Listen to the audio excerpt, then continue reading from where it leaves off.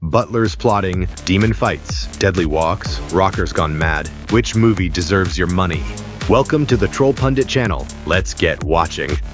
Stephen King's The Long Walk, the world's most sadistic fitness challenge, finally limps into theaters September 12th.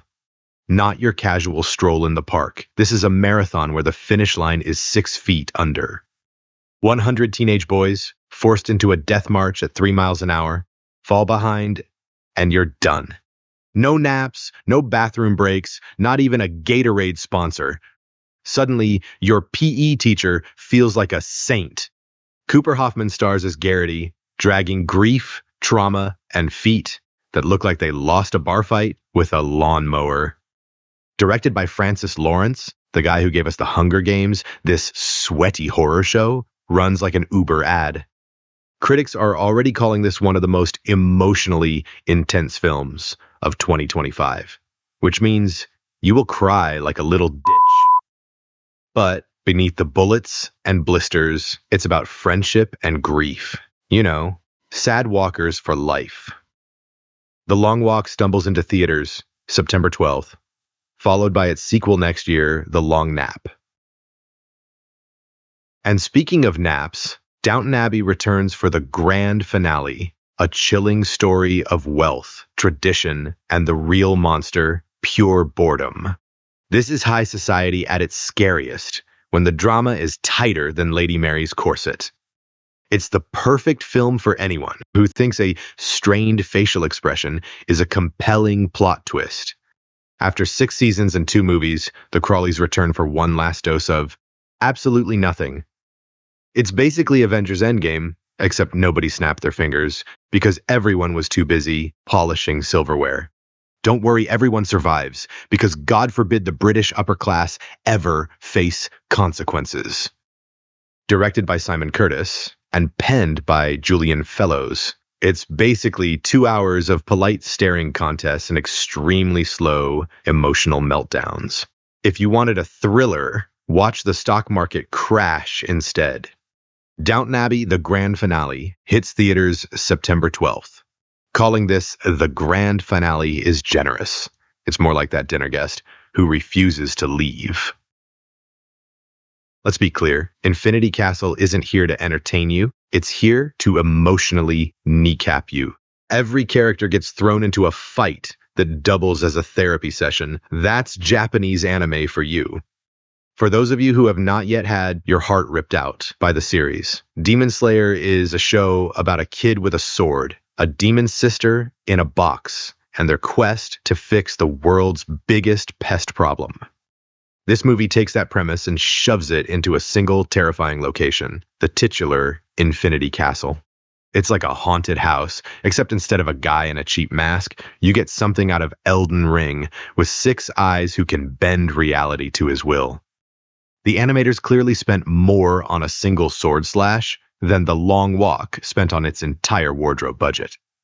Watching this movie is like being forced to relive your worst breakup, with surround sound and subtitles. If you walk out smiling, congratulations, you're probably the demon. Demon Slayer, the movie Infinity Castle, stabs its way into theaters this September. Code 3 crashes into theaters September 12th, starring Rainn Wilson as a medic on his last shift. Fingers crossed he finally got that promotion to assistant regional paramedic. His rookie partner, Amy Carrero, shows up with sky-high enthusiasm and zero trauma experience. Together, they plunge into a night of car wrecks, disasters, and the kind of patients that make you wish Advil came in industrial sizes. Think Training Day. Except instead of guns and gangs, you get defibrillators and a lot of diarrhea. Lil Rel Howery and Rob Riggle pop in for comic relief. But it lands more like a fever dream, where CPR stands for constant punchline recycling.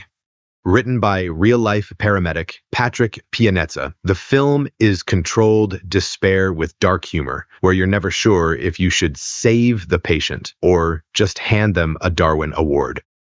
Watching this chaos unfold, you'll walk away with a whole new respect for the people who are babysitting humanity at its dumbest. It's not the prettiest comedy, but it is the realest. Code 3 arrives in theaters this September 12th, but probably will depart just as quickly. We've been through a demon castle, endless walkathons, and the British toff, but now we're facing the true horror, watching old men try to relive their glory days. Our last film of the week is Spinal Tap 2, The End Continues, a mockumentary about a band that just can't quit. The original film was a groundbreaking look at the pathetic side of rock and roll fame, and this new one promises more of the same, only with more wrinkles. We've got the return of the miniature Stonehenge, arguments over who gets the bigger dressing room, and I'm pretty sure someone gets lost backstage again.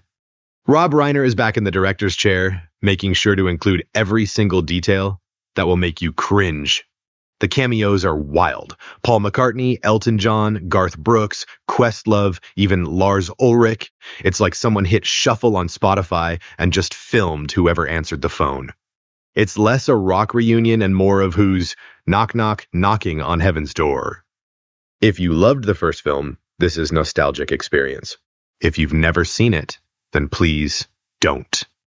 Spinal Tap 2, coming September 12th. And yes, it's louder than ever, mostly because everyone left their hearing aids at home. Also returning, some classics. Toy Story is back in theaters for its 30th anniversary. Boy, was Tom Hanks popular then. That's right, that's how old you are.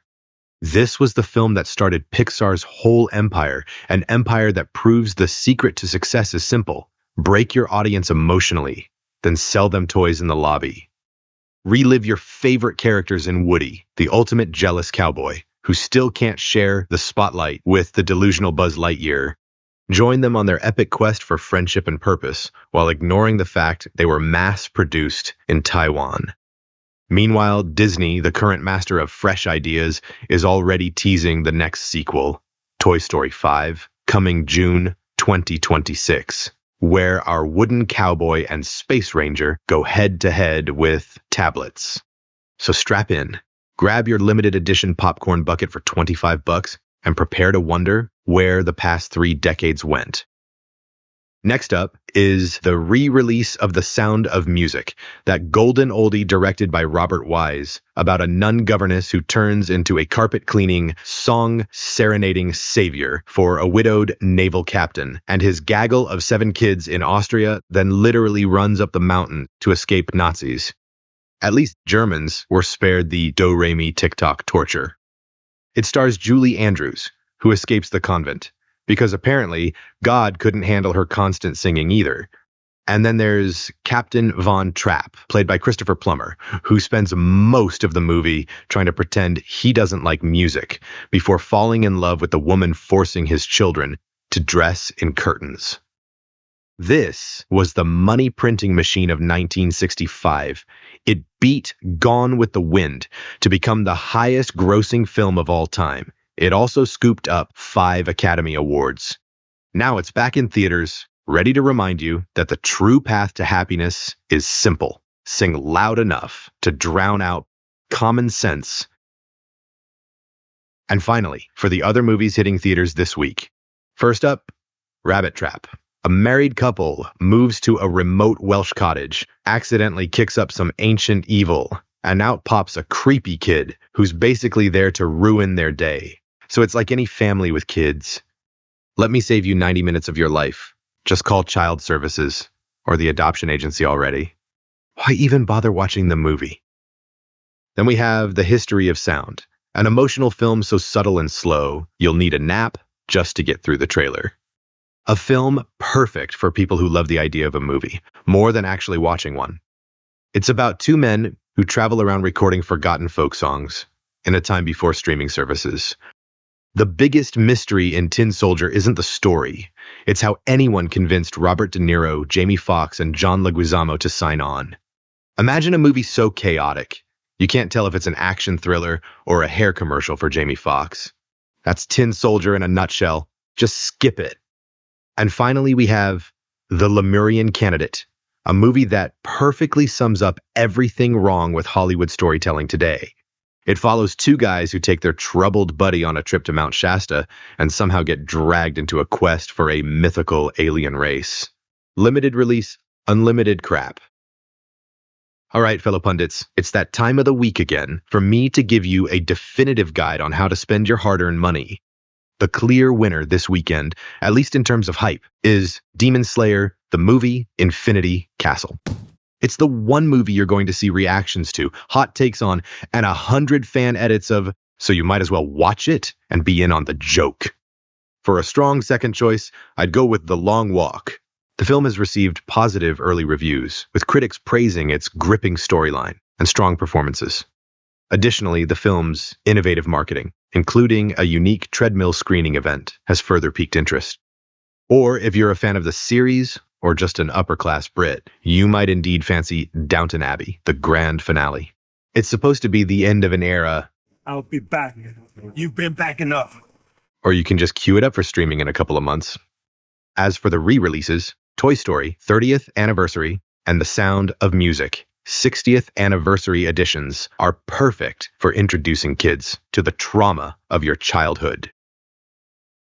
Whether you're after epic battles, dystopian drama, elegant nostalgia, there's something this weekend for everyone. Just skip the rest.